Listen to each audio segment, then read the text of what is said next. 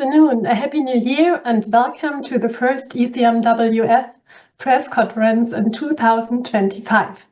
My name is Elisabeth Mittelbach. I'm the team leader of the Copernicus communications team at the ECMWF, the European Center for Medium-Range Weather Forecasts, and I have the pleasure and the duty to guide you through the following 90 minutes in maximum.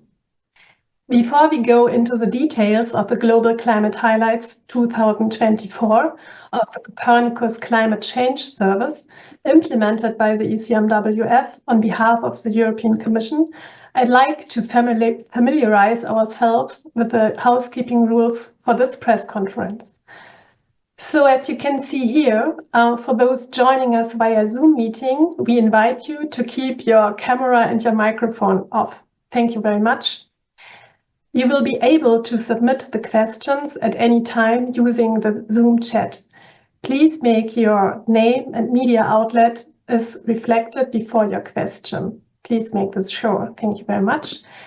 This press conference is being live streamed and recorded, including the Q&A session, and you will find the recap on our YouTube channel at Copernicus ECMWF. We encourage you as our Zoom attendees to fill in our post-event survey. You will find the link to the survey at the end of this meeting today. I think it will take some seconds to fill it out, and it would be very nice if you could support us here as well. The presentations and the recording of the press conference will be made available to the public after the press conference. And last but not least, a very important information for this year, the press conference and also the press release is under embargo until tomorrow, Friday, 10th of January, 4 a.m. CET.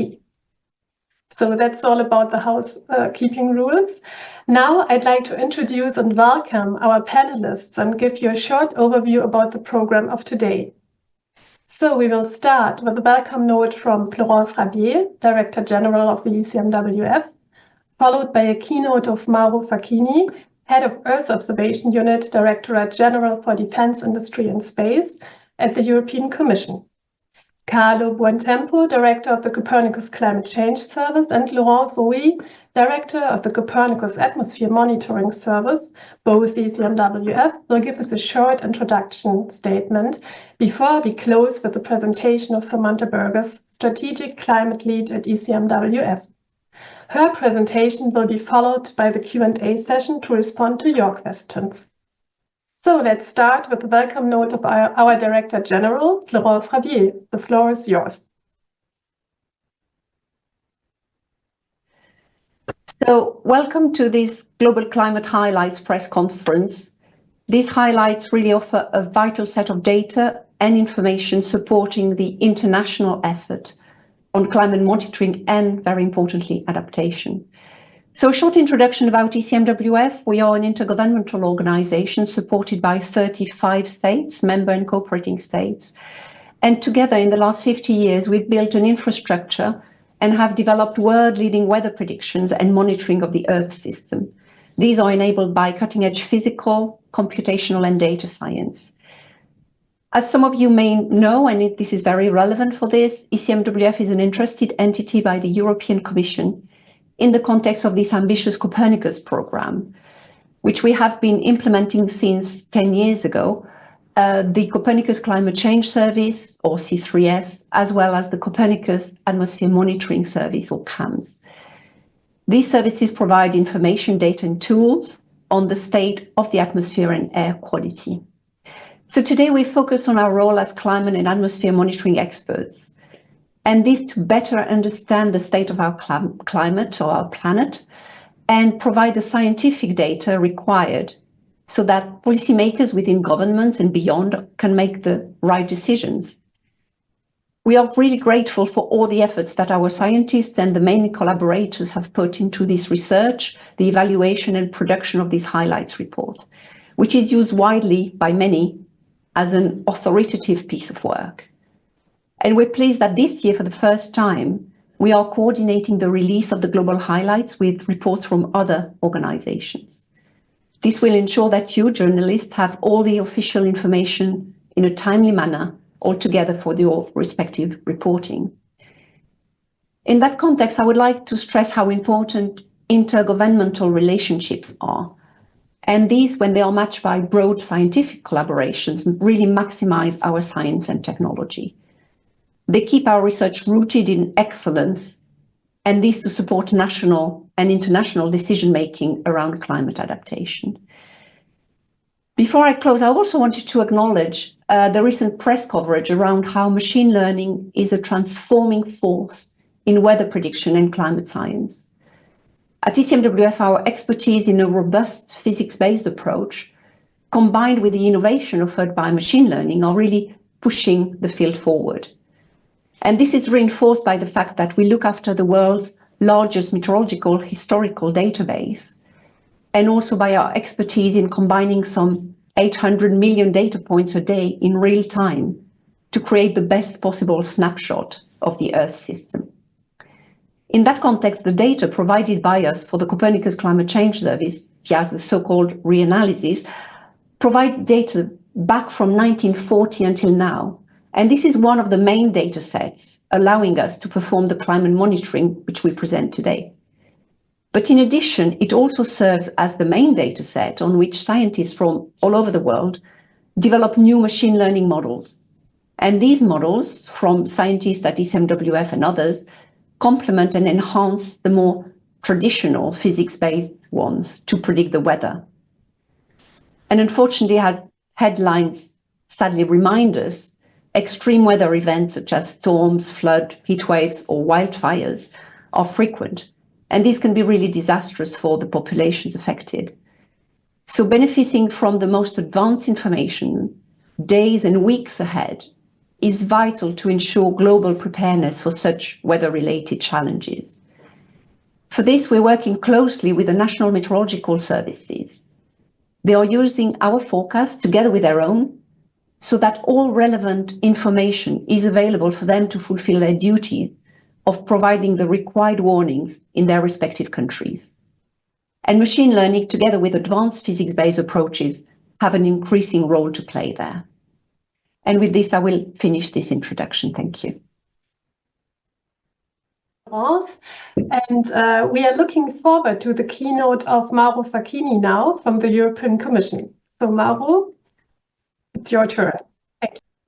And Copernicus program is a European Earth observation program, most probably the most complete Earth observation civil program operational in the world. So we are here today to witness the release of the annual Global Climate Highlight. This has become a much expected event at the beginning of every year now, and it is with immense pleasure that we welcome this new edition of the 2024 Global Climate Highlights issued by the Copernicus Climate Change Service with an acronym C3S, as it's called by us. As we saw already last year, so in 2024 started already with record high global air temperature, sea surface temperatures, and greenhouse gas concentrations in the atmosphere. The Global Climate Highlights 2024 released today show that at global level last year was the hottest year on record, going back to 1850, with global average temperature anomalies 1.6 degrees above pre-industrial level, exceeding the emblematic 1.5 degree goal of the Paris Agreement. Most of this increase has happened in the recent decades, with an increase of 0.72 degrees above the 1991-2020 reference period. So big part of that increase happened really in the last 3 decades. As a comparison, 2024 was also the warmest year on record for Europe, with an average temperature 1.47 above the same 1991-2020 reference period. This shows that our continent is particularly affected by climate change, warming twice as fast as the global average over recent decades. The usual suspects, atmospheric concentrations of carbon dioxide and methane, continued to increase and reach record levels in 2024 too. The highlights present many other records identified for 2024, which evidence the ever-increasing impacts of climate change. Indeed, the news is not encouraging, and the urgency of climate action has never been more important. By monitoring how our climate is changing and the risk that these changes will bring, we can plan for a more climate resilient future. The European Union was and remains committed to build a greener and more resilient Europe. It has agreed on an emission reduction of 55% by 2030, now just 5 years away, and 90% by 2040. The challenge is clear and extremely ambitious. Copernicus, the Earth observation component of the EU space program, funded by the European Union and managed by the European Commission, offers unique capacities and tools to monitor our climate, to guide our climate actions, to keep us on track with the goals of the Paris Agreement, and to accelerate our green transition. Copernicus services are essential to implement the Union's Green Deal policies, to increase the sustainability of human activities and the healthiness of our environment.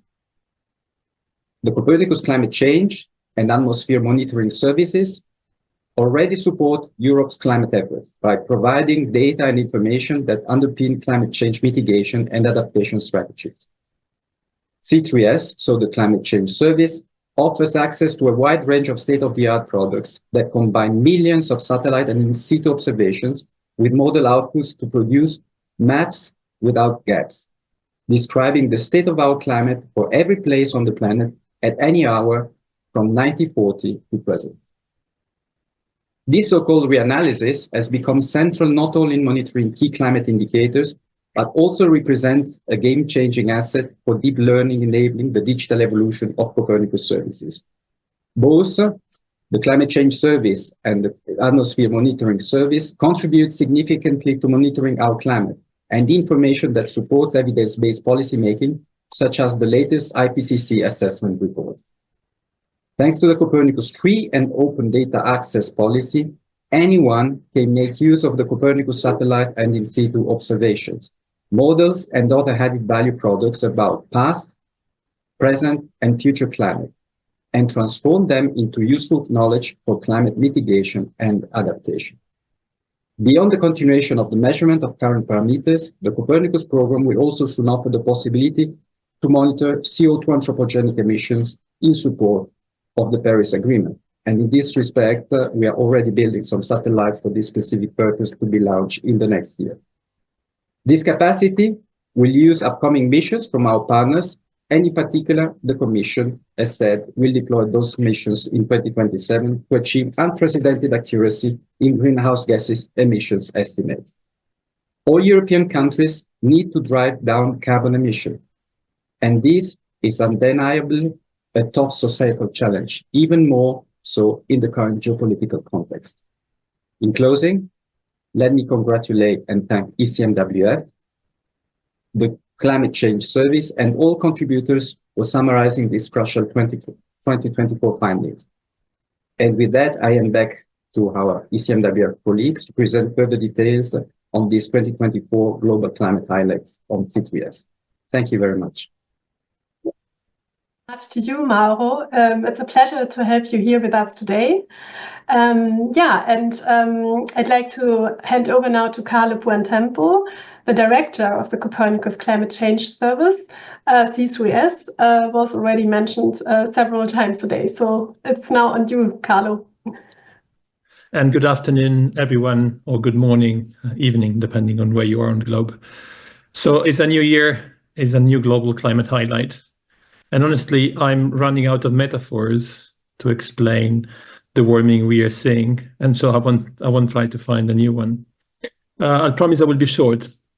I'm sure you're more interested in the result that Samantha will shortly show than in my introductory remark. But there are some points I would like to stress. First of all, today, what we will be presenting are facts. These are not our personal opinions, nor are the calculation of complex models. They are basically evidence based on observations, millions of observations.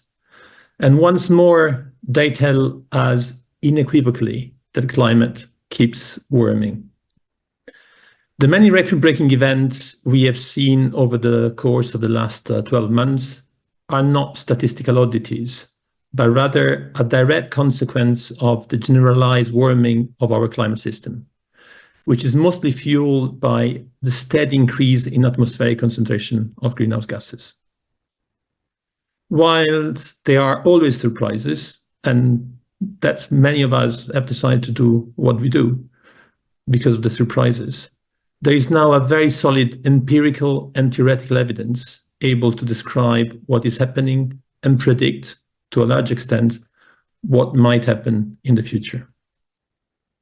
The underlying physics is very clear.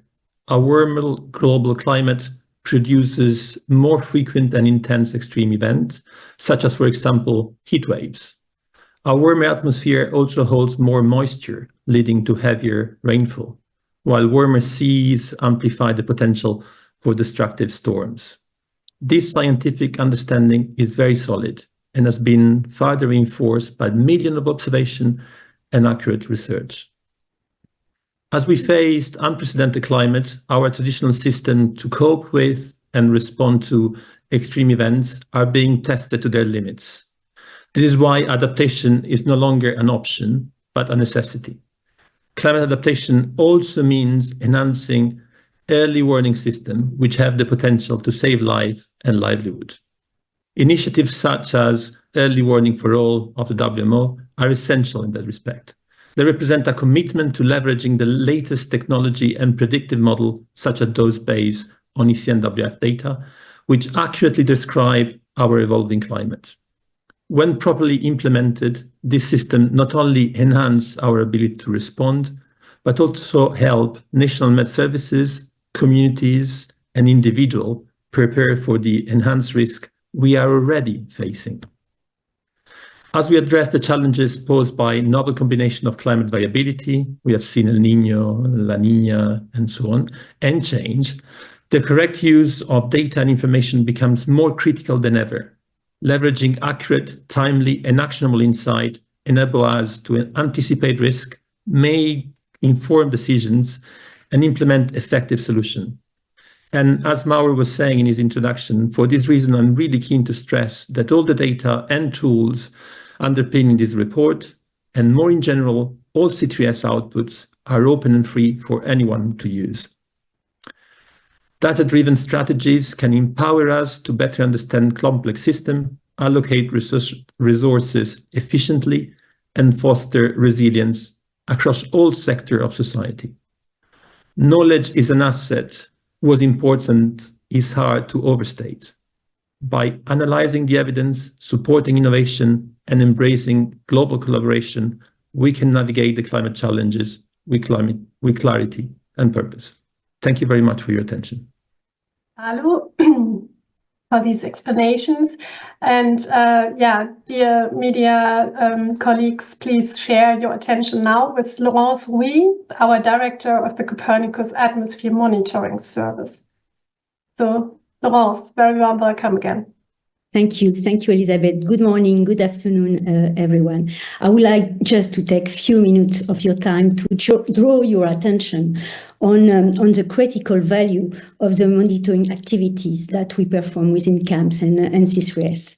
In 2024, you will see that atmospheric concentration of greenhouse gases have reached the highest annual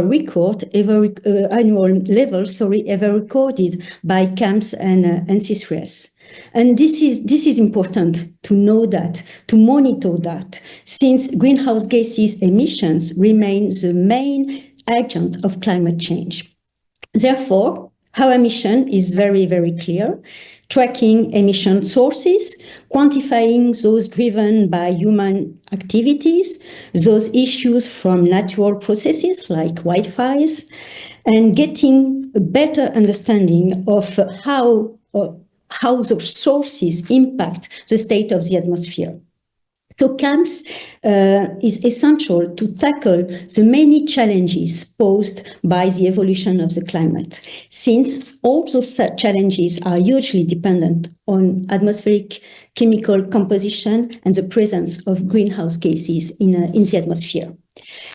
The service informs about the state of the atmosphere today, tomorrow, in your future, and also provides some reanalysis of the past 20 years or so to better understand the trends, and also to assess and to help in implementing to help the policymakers in implementing both air quality and climate policies. To do so, CAMS gathers an amazing amount of data issued from almost 100 satellites and thousands of monitoring in situ stations run and implemented all over the world. We integrate this information in advanced modeling systems in order to comprehensively monitor air pollutants and greenhouse gases concentrations in the atmosphere. And this is a unique capacity in the world. So thank you very much. And now we are getting into the real scientific insights and main results of the report we are all waiting for. And I'd like to hand over to Samantha for her presentation of the main findings and figures. Welcome, Samantha. Thank you so much, Elisabeth, and for all the keynote speakers and for everyone joining us where they are today. If I could have the slides on the screen, please. We've already heard from many of the opening words today that, next slide please, that 2024 was the warmest year on record, and the last 10 years have been the 10 warmest years on record. The primary reason for these record temperatures is the accumulation of greenhouse gases in the atmosphere, and this accumulation has occurred primarily due to fossil fuels. As greenhouse gases continue to accumulate in the atmosphere, temperatures continue to increase, including in the ocean, sea levels continue to rise, and glaciers and ice sheets continue to melt. According to the latest IPCC 6th assessment report published in 2021, greenhouse gas concentrations in the atmosphere are the highest that they have been for the last at least 800,000 years for methane and for over 2 million years for carbon dioxide. Next slide, please. Many of you will have been here with us last year when we were discussing the record temperatures of 2023. 2024 has proven to be even more exceptional, and according to data from ECMWF and the Copernicus Climate Change Service, with our global reanalysis dataset ERA 5, we can say with confidence that 2025 was the first calendar year above 1.5 degrees above the pre-industrial level. The pre-industrial level is an average of global air temperature taken between 1850 and 1900 from multiple international datasets. Tomorrow, we will see further evidence from the other international groups, the UK Met Office, NOAA, NASA, and Berkeley Earth, who all have independent data sets which monitor our climate, and a synthesis from the World Meteorological Organization that also show that 2024 was the hottest year on record. However, when we combine the average of the past 2 years of 2023 and 2024 together, we can see that these years combined are also together above 1.5 degrees. An important point to make at this point in time is that the Paris Agreement, which all countries around the world have committed to in 2015 to limit global warming to well below 2 degrees and pursuing efforts to not exceed 1.5 degrees, has not been breached yet, because the Paris Agreement refers to a long-term average. And by long-term, I mean over at least a 20-year period. Next slide, please. From examining how the climate has changed over several decades, it is clear we are now living in a very different climate from that which our parents and our grandparents experienced. Giving some more details for 2024, the year was 1.6 degrees Celsius above the pre-industrial level and 0.72 degrees Celsius above the average of the modern reference period, so the 30-year period between 1991 and 2020, and it was 0.12 degrees Celsius above the previous warmest year, which was 2023. As I've already mentioned, the 10 warmest years on record have been the most recent 10 years between 2015 and 2024. Next slide, please. The monthly global average temperatures exceeded 1.5 degrees above the pre-industrial level for 11 months of the year.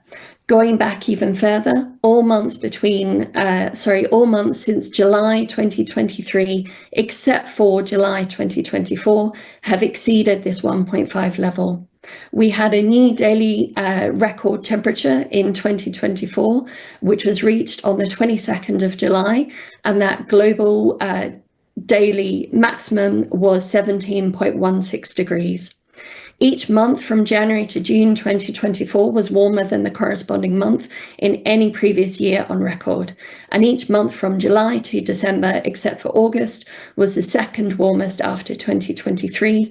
And August 24 was tied with August 2023 for warmest on record.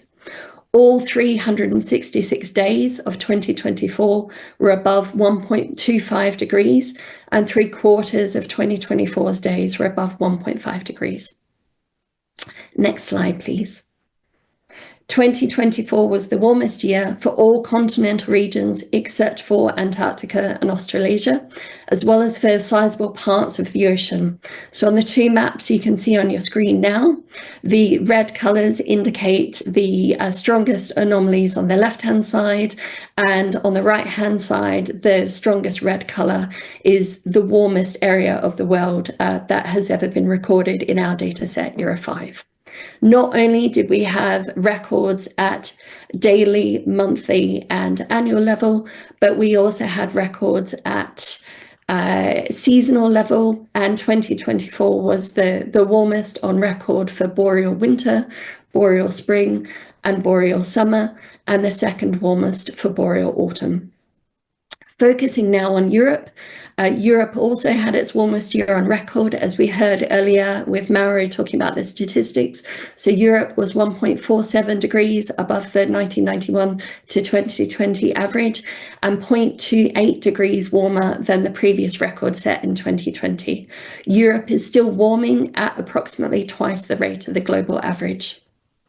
In contrast, however, the Arctic did not have its warmest year on record and was actually fourth highest, and the warmest year was still 2016. The largest contribution to the record temperatures that we observed in 2023 and 2024 comes from the tropical zone, from both land temperatures and ocean temperatures, and also mid-latitude land areas. Next slide, please. Going beyond record global air temperatures, as this is not actually how society experiences the climate, I will now speak to some of the classes of extreme events such as heat waves and heat stress. The consequences of rising global temperatures is felt particularly during heat waves, which are made more intense and more likely by the continuing global warming.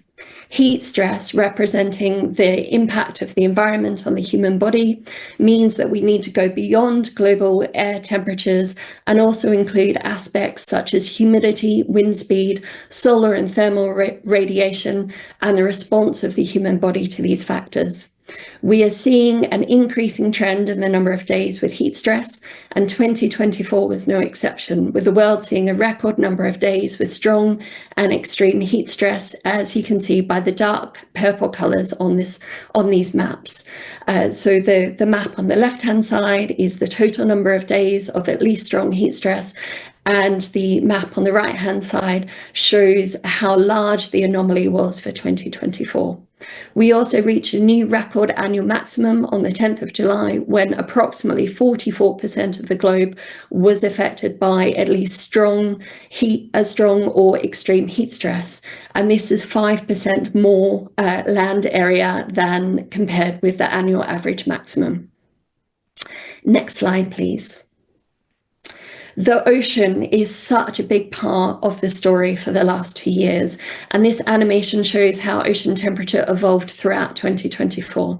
At the beginning of the year, we can see the strong red band in the equatorial Pacific, indicating the El Niño event, which peaked in December 2023. And this temperature anomaly, so the dark red eventually dissipates to lighter reds, to white, and then by the end of the year to light blue colors. Showing that the equatorial Pacific by the end of 24 was average to cooler than average temperatures. However, you can still see that large parts of the rest of the ocean continue to show record temperatures throughout the year. When we look at the, next slide, please. When we look at the annual extremes in the ocean temperature for 2024, we can see large parts of the ocean experience their warmest temperatures on record. So the dark red color here that you can see in large parts of the map, particularly in the equatorial zone, which has a huge impact on the livelihoods of so many people who live in that region and depend on the ocean. Also for key resources like coral reefs, and we saw mass bleaching events being recorded by other data centers, and of course other parts of the world, including the Southern Ocean, the North Atlantic, and the North Pacific. Many questions from journalists have already asked C3S and ECMWF questions about the role that El Niño played. And for me, I love the time series on the right-hand side because it really shows how we can unpack this data to understand how truly exceptional the sea surface temperature anomalies were in the upper panel. So you can see the very far right of that time series, the record temperatures for the ocean for 2023 and 2024. In contrast, when we look at the lower panel, which is looking at the El Niño 3.4 region, and the large spikes that you can see here are the previous strong El Niño events. And you can see very clearly that 23 and 2024, El Niño is, although it's a strong event, it's weaker than the three other well-known very strong El Niños in the early 1980s, in 97, 98, and in 2015, 2016. Next slide, please. Another extreme event or class of extreme events that we saw this year was the record number of named storms in Europe and the record number of tropical storms across many ocean basins. And one of our key findings from C3S was that 2024 also set records for the total amount of water vapor in the atmosphere. This is incredibly important because water vapor is a powerful greenhouse gas, but we do not directly control how much is in the atmosphere. And we know from understanding the fundamental physics of the atmosphere that a warmer atmosphere can hold more moisture.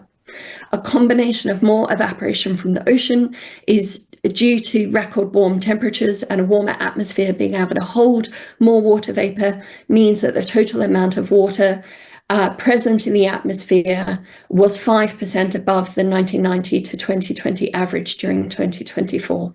And the map on the right-hand side shows the areas where there were record amounts of water vapor in the atmosphere in the darkest blue colors, including over large parts of the Northern Hemisphere, particularly over Europe. The amount of water in the atmosphere also affects the amount of rain, which can fall during rainfall events. And we've seen the intensity of rainfall changing through 2024 and through the climate records that we monitor. Finally, the last slide, please. It would be remiss of us to not talk about what's happening at the polar regions of our planet. And for 2024, we continue to see polar sea ice decline in both poles. Antarctica reached record lows for the time of year during 8 months of 2023. Sea ice extent also reached record or near record low values again during a large part of 2024. And you can see in the left-hand time series, the blue lines that are below the other grey lines, which perform the majority of years over the last 30-year reference period.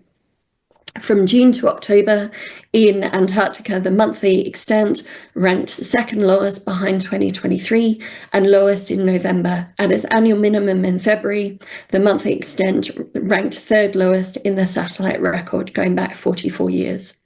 In the Arctic, the sea ice extent was relatively close to the long-term average until July, but in July it fell well below average in the following months. At its annual minimum, summer minimum in September, the monthly extent ranked fifth lowest in the satellite record. Thank you so much for your attention, and I really welcome with the other panel members any questions from the media today. Thank you very much, Samantha. Yeah, and now thank you again. And if you have the time to fill in this short survey, you should now see in our Zoom chat the link to do that.